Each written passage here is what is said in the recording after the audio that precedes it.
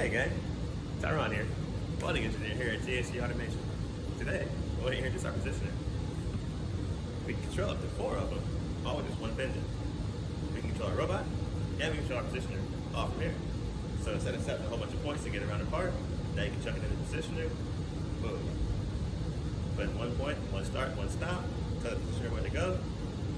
That's it. All right, and to use the positioner, like I said, you control right here with this pendant. So we'll go in and we'll add a positioner mode,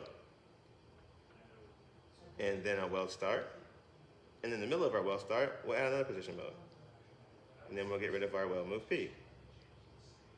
Sweet. So now we can put in our degrees here, which we want the beginning one to be 0. And in this case, we want the next one to be 360.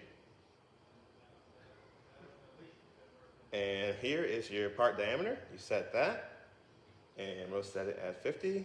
And then we set your travel speed. And that's it. Now it automatically calculates your velocities in rotations per minute. So now you're ready to go.